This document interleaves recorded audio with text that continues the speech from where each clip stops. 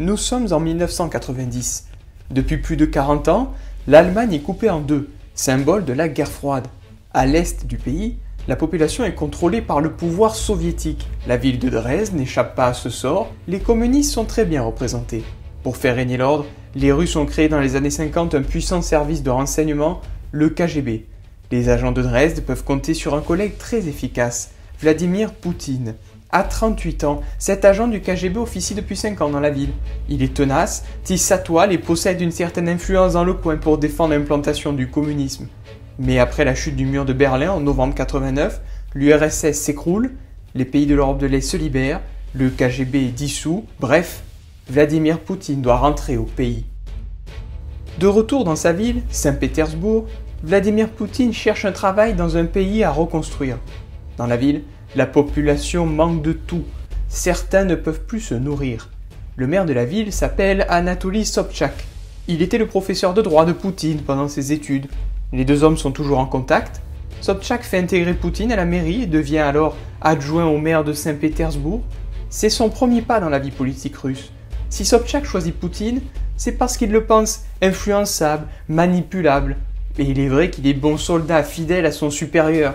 À la mairie, lorsqu'un débat en interne a lieu, il est toujours du côté du maire pour le soutenir dans n'importe quelle décision. En 1992, Poutine est logiquement récompensé en étant promu comme responsable des investisseurs étrangers pour la mairie. C'est un poste stratégique dans cette grande ville de Russie. Durant cette période de transition vers le capitalisme, le pays est en proie au détournement d'argent, aux profiteurs de crise. Ainsi, il est en contact direct avec ces puissants hommes d'affaires. Il ne faudra que quelques mois pour que des soupçons pèsent sur Poutine concernant des affaires d'escroquerie. En avril 92, plusieurs documents officiels de la mairie de Saint-Pétersbourg compromettants contiennent la signature du responsable des investisseurs étrangers. Ces signatures, celles de Poutine, dérangent et interpellent jusqu'à Moscou. Il est convoqué par les députés. Poutine reconnaît ses erreurs, plaide la naïveté, estime qu'il a été influencé par des escrocs. Les recommandations des députés russes sont claires. Il conseille au maire Anatoly Sobchak de se séparer de son bras droit. Mais il refusera et Poutine sera pardonné.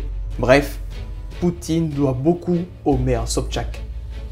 En 1996, les élections municipales russes actent la fin de l'ère Sobchak à Saint-Pétersbourg. Le maire n'est pas réélu et ses fidèles quittent également la mairie. Mais en parallèle, Poutine est vite repéré par l'État russe. Seulement 2 mois après la défaite au municipal, il part à Moscou et commence à travailler dans l'administration présidentielle. Pendant les années qui suivent, il grimpe les échelons. En 1998, il devient le directeur du FSB, les services de renseignement russes qui ont remplacé le KGB.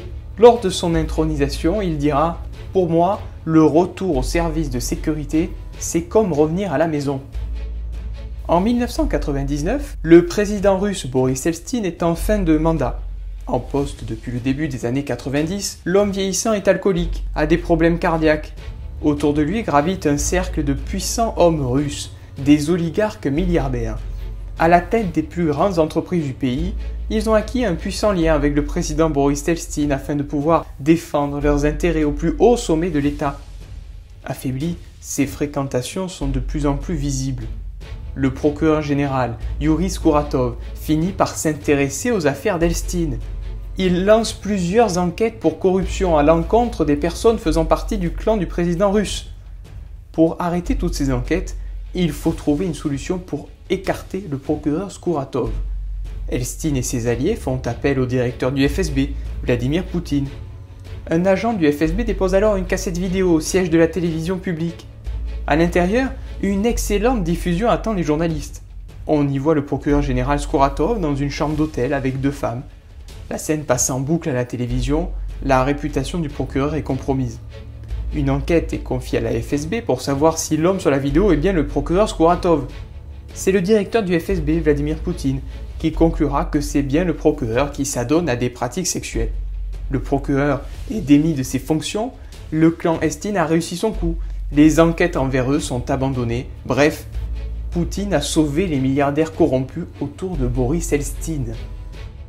Mais certains oligarques constatent la dégradation de l'image du président Eltsine. C'est le cas de Boris Berezovsky. Ce chef d'entreprise corrompu président de l'entreprise Autovaz et actionnaire de la chaîne de télévision ORT, cherche un successeur pour préserver ses intérêts financiers. Devenu milliardaire en quelques années grâce à des techniques financières douteuses, rien ne doit être révélé au grand jour. C'est à l'été 99 que Berezovski pense avoir trouvé la personne idéale. Le directeur du FSB, Vladimir Poutine, a su se montrer fidèle et efficace dans l'épisode des enquêtes enterrées. Il voit Poutine comme un suiveur, un homme influençable, une marionnette qui saura préserver ses intérêts financiers. Berezovski part donc rencontrer Poutine en plein mois de juillet pour lui faire part de son idée.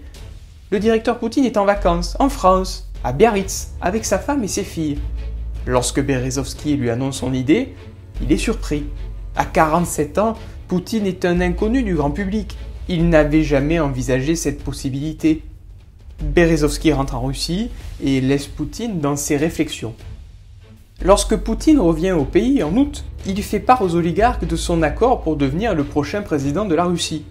Le président Elstine met en place la succession. À quelques mois des élections de mars 2000, il nomme Vladimir Poutine Premier ministre. En Russie, les journaux s'étonnent de l'arrivée de cet inconnu au sommet de l'État. Le nouveau Premier ministre va donc devoir gagner l'adhésion de son peuple. Bref, c'est le lancement de la campagne électorale. En septembre, une série d'attentats frappe Moscou. On dénombre plusieurs centaines de morts. Poutine attribue ces attentats aux séparatistes tchétchènes. Le Premier ministre marque les esprits avec sa déclaration « L'avion russe frappe les bases terroristes. Si les terroristes sont dans un aéroport, nous irons les chercher là-bas et s'il le faut, nous irons les buter jusque dans les chiottes. » La phrase choque les Occidentaux, mais les Russes sont conquis. Ils ont retrouvé un homme à poigne, prêt à défendre un pays meurtri par la chute de l'URSS 10 ans plus tôt. Ces attaques se reproduisent, sans que rien ne prouve que les Tchétchènes soient derrière ces actes. Le 24 septembre, une attaque est déjouée à Ryazan. Ce qui est retrouvé sur place intrigue. Une voiture a déchargé des explosifs dans une cave. Mais la voiture repérée est une voiture du FSB, service de renseignement russe dirigé par Poutine jusqu'à l'été dernier. Pour les spécialistes internationaux, le symbole est clair. Le FSB veut peser dans l'élection future de Vladimir Poutine. Malgré ces preuves, le Premier ministre en campagne lance une offensive contre les Tchétchènes. Il rend visite aux soldats, donne l'image d'un homme fort et dynamique. Les alliés du candidat mettent en avant son côté sportif. La télévision diffuse des images de Poutine faisant du judo, en voyage, à la rencontre des habitants. Cela lui permet à la fin de l'année 1999 de grimper dans les sondages. Il est désormais crédité de 35% d'intention de vote pour l'élection de mars prochain. C'est le moment idéal pour le président Elstine. Quelques mois avant les élections, il démissionne et passe la main à son Premier ministre, Vladimir Poutine. Pendant les 3 mois avant l'élection, c'est Poutine lui-même qui va être le président par intérim. Pour le remercier, il offre à Elstine une immunité judiciaire totale, une immunité dont l'ancien président a bien besoin. C'est ainsi que le 26 mars 2000, Vladimir Poutine est élu président de la Russie dès le premier tour avec 52% des voix. C'est une consécration pour celui qui aura gravi tous les échelons en une décennie. Durant toutes ces années, il aura respecté ses chefs. Il aura été complice de différentes techniques mafieuses pour arriver à ses fins. Il aura su s'allier avec les bonnes personnes au bon moment, saisissant chaque opportunité dès qu'elles se seront présentées à lui. Durant les premiers mois de sa présidence, Poutine prendra le contrôle de toute la presse russe. Des dizaines de journalistes qui oseront critiquer Poutine seront assassinés. Ce sera notamment le cas de la journaliste Anna Politkovskaya. Il trahira les oligarques russes à qui il doit son élection. Il ne touchera pas à leurs richesses, mais leur demandera à ce qu'ils cessent leurs influences sur le pouvoir politique. Le retournement agacera celui qui était venu le chercher à Biarritz, Boris Berezovski. Il critiquera publiquement cette dérive autoritaire. Poursuivi pour fraude financière, il partira se réfugier en Angleterre. Il dira « Au début, j'ai essayé de convaincre Poutine avec mes arguments, mais il n'écoute pas. Poutine a aussi fait des affaires. Il a utilisé des méthodes très personnelles durant ces 10 dernières années. » En 2013, Boris Berezovski sera retrouvé pendu dans son manoir londonien. 23 ans après son arrivée au pouvoir, Poutine est toujours président de la Russie. S'il peut préserver son pouvoir autoritaire, c'est parce qu'il a, à son tour, créé une oligarchie de nouveaux milliardaires autour de lui. Selon une enquête du politologue Stanislav Belkovski, Poutine possède 4,5% d'actions à Gazprom, 37% d'actions à Surgutneftgaz et 50% à l'entreprise Gunvor. De quoi le rendre milliardaire. Vladimir Poutine est largement contesté dans le monde, notamment à cause de sa décision d'envahir l'Ukraine en 2022. Mais ça, c'est une autre histoire.